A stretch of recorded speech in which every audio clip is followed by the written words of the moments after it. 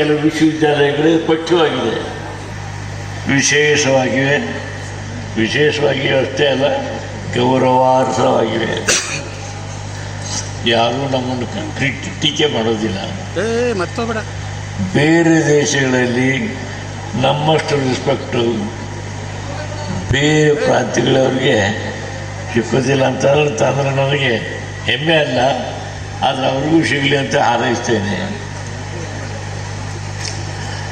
ಇನ್ನು ಉಳಿದ ವಿಷಯ ಅಂತ ಹೇಳಿತಂದರೆ ನಾವು ನಮ್ಮ ಕನ್ನಡವನ್ನು ಹೇಗೆ ಉಳಿಸ್ಬೇಕು ಅನ್ನೋದ್ರ ಬಗ್ಗೆ ನಾವೇನು ಮಾಡ್ತೀವಿ ಅಂತ ಹೇಳಿತಂದರೆ ಸಾಮಾನ್ಯವಾಗಿ ಯಾವುದಾದ್ರೂ ಭಾಷೆಯ ಸಂಪರ್ಕ ಬಂದ ತಕ್ಷಣವೇ ಆ ಭಾಷೆಯನ್ನು ಕಲಿತು ನಮ್ಮ ಭಾಷೆಯನ್ನು ಬಿಡ್ತಾ ಹೋಗ್ತೇವೆ. ಹಂಗಾಗಬಾರ್ದು. ಹಂಗಾಗದೆ ನಮ್ಮ ಭಾಷೆಯನ್ನು ಉಳಿಸ್ಕೊಂಡು ಬೇರೆ ಭಾಷೆಯನ್ನು ಕಲಿಬೋದು. ಕಲಿತು ಈಗ ಉದಾಹರಣೆಗೆ ನಮ್ಮ ಸುತ್ತಮುತ್ತಲಿನ ಭಾಷೆಗಳಿದಾವಲ್ಲ, ಆಂಧ್ರದ ಭಾಷೆಯನ್ನು ಕಲಿತೀವಿ, ಆಂಧ್ರದಲ್ಲಿ ಕೆಲವರು ಆಗಿಬಿಟ್ವಿ. ಕೇರಳದ ಭಾಷೆಯನ್ನು ಕೆಲವರು ಕಲಿತೀವಿ, ಅವರೇ ಆಗಿಬಿಟ್ವಿ. ಹೀಗೆ ನಮ್ಮವರು ಅಲ್ಲಿ ಹೋಗೋದು ಬೇಡ, ಅವ್ರು ಬೇಕಾದ್ರೆ ಬರಲಿ, ಅವ್ರು ಬರ್ತಿದ್ದಾರೆ, ಬೇಕಾದಷ್ಟು ಜನ ಬರ್ತಿದ್ದಾರೆ, ಕನ್ನಡಿಗರಾಗ್ತಿದ್ದಾರೆ, ನಮ್ಮ ಹಾಗೇನೆ ಅಭಿಮಾನ ತಳೆದಿದ್ದಾರೆ. ಅದೆಲ್ಲ ಇದೆ. ನನ್ನ ಬಹಳ ಅಭಿಮಾನ ಈ ಬಗ್ಗೆ, ನಮ್ಮ ಕನ್ನಡದ ಬಗ್ಗೆ, ಕನ್ನಡಿಗರ ಬಗೆಗೆ, ಇವರ ಜಾಣತನದ ಬಗೆಗೆ ಭಾಳ ಹೆಮ್ಮೆ ಅನ್ನಿಸ್ತದೆ. ನಮ್ಮ ಬಿಜಾಪುರ ಜಿಲ್ಲೆಯ ಕೂಡಲ ಸಂಗಮದ 5 ಇದೆಯಲ್ಲ, ಅದರ ಪ್ರಸಿದ್ಧಿ ಇಡೀ ಜಗತ್ತಿನಲ್ಲಿ ಅದು ಎಷ್ಟು ಸಂತೋಷವಾಗ್ತದೆ.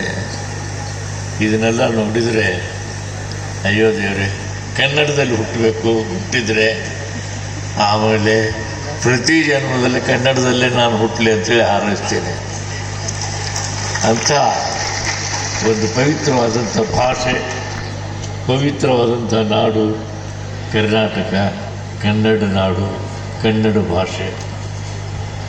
ಇಂಥ ಇದರ ಬಗೆಗೆ, ಭಾಷೆ ನಾಡಿನ ಬಗೆಗೆ ನನಗೆ ಬಹಳ ಹೆಮ್ಮೆ ಇದೆ.